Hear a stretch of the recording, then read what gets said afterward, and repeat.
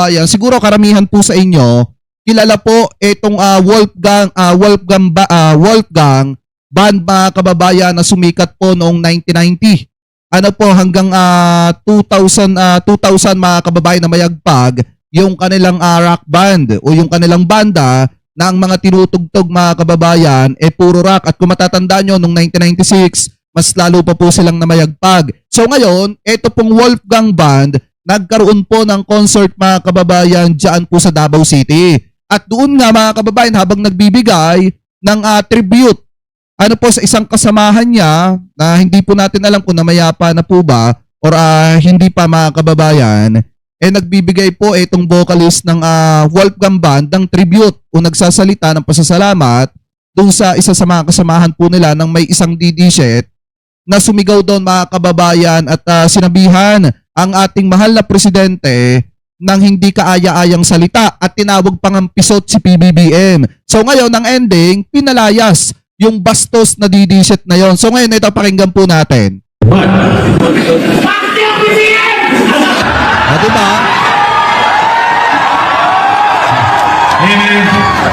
FU daw kay PBBM, sabi nung isang DD-set. We don't give a shit about that tonight, man.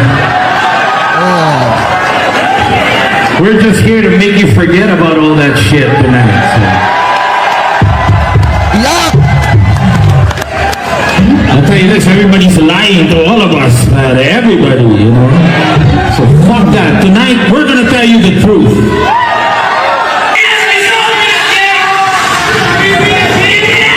Hey man, we're gonna go Diba sumisigaw pa BBM pisot. home if you guys keep this shit up. We're not gonna turn this into a fucking thing. Aray! Aray! You wanna do your freedom of speech, go out into the fucking hallways and do it there. Right here. This rock and roll country, man.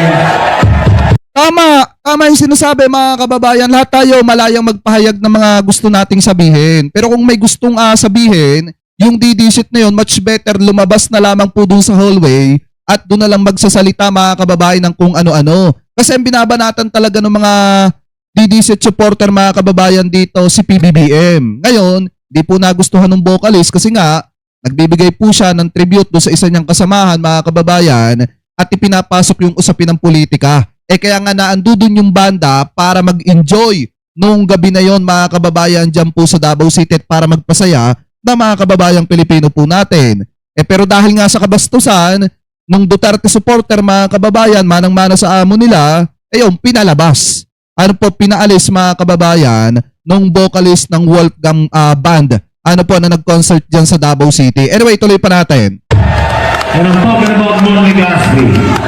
So just keep quiet for a bit so I can share you a little bit about this guy.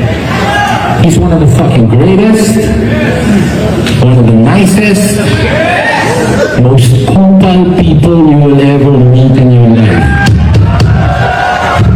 Diba? But he will love you the whole time he's doing it. Anyway, get that fucking guy out of here. Get that guy out of here. Aray! Ano? Umalis ka na nga. Umalis ka na nga. Saan ka? Ang magpakita ka na ngayon.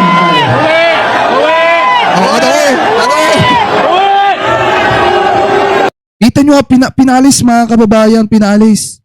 Umalis ka na nga. Anyway, get that fucking guy out of here. Get that guy out of here. Magbulitag, umalis ka na nga. Umalis ka na nga. Saan ka? Ang magpakita ka na ngayon.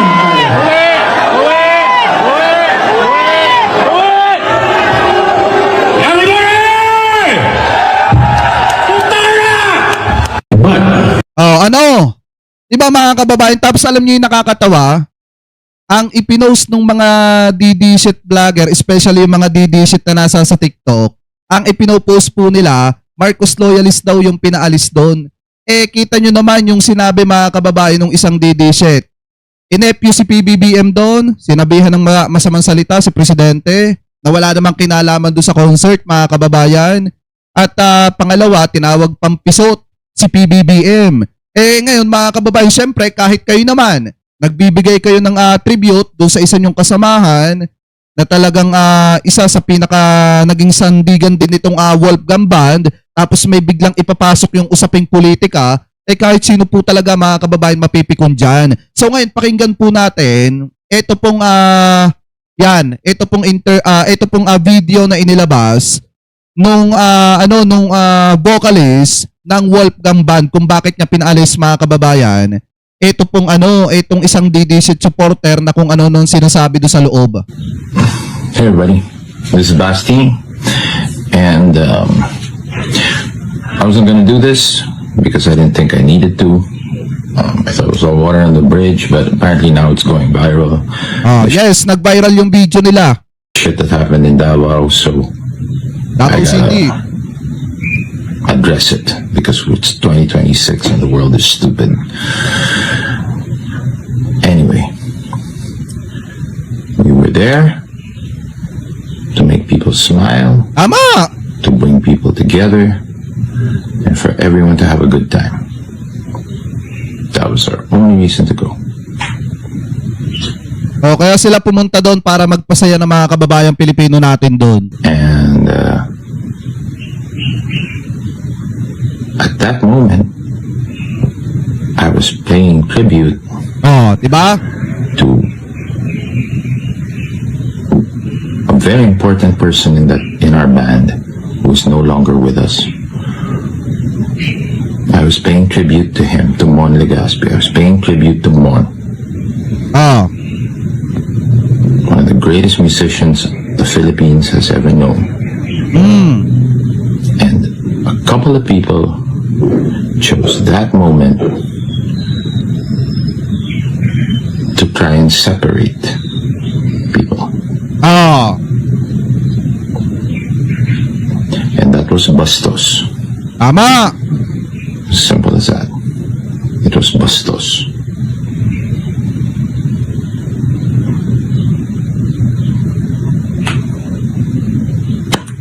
Tapos, now speaking of Bastos, everybody that's now spreading this and making it into something that it isn't and whatever, and it's a political thing now and this and that, and you're just separate. Kasi isipin nyo naman talaga mga kababayan na andudong ka para magbigay ng tribute sa isa sa mga importanteng tao na naging parte ng banda mo, ng banda ninyo. Tapos ang gagawin mga kababayan, kaya ka nga pumunta ng Davao City para magpasaya ng tao, para mag-enjoy, papasaya yung mga kababayang Pilipino po natin doon. Tapos ipapasok yung usaping pampolitika. Kahit sino po talaga mga kababayan, hindi po talaga matutuwa. Ano po, kaya nga kung titingnan nyo, talagang pinalabas niya mga kababayan, yung isang DDC supporter na sumisigaw-sigaw doon ng kung ano-ano. At ang inuupakan doon si Presidente, si PBBM. Di po ba? Alam niyo mga kababayan, ito para sa akin, in my honest opinion, hindi niya intention mga kababayan kung tutusin talaga na paalisin yung DDC na yun kung hindi po talaga bastos. Ang nagkataon nga mga kababayan na yung DDC na yun, nasa kalagitnaan siya na kung saan nagbibigay siya ng tribute tapos ipapasok yung usaping pampolitika, talagang kahit sino po talaga mababastusan doon. Kahit sino po talaga, ganun din ang gagawin, palalabasin din yung tao na yon. Ano po? Anyway, tuloy pa natin. Creating us some more.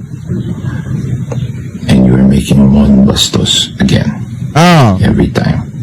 Because the message that I was trying to deliver, which was that Mon Legaspi is no longer with us, and he is missed and he is loved, but he will never be forgotten, is getting diluted by stupid shit. That's it.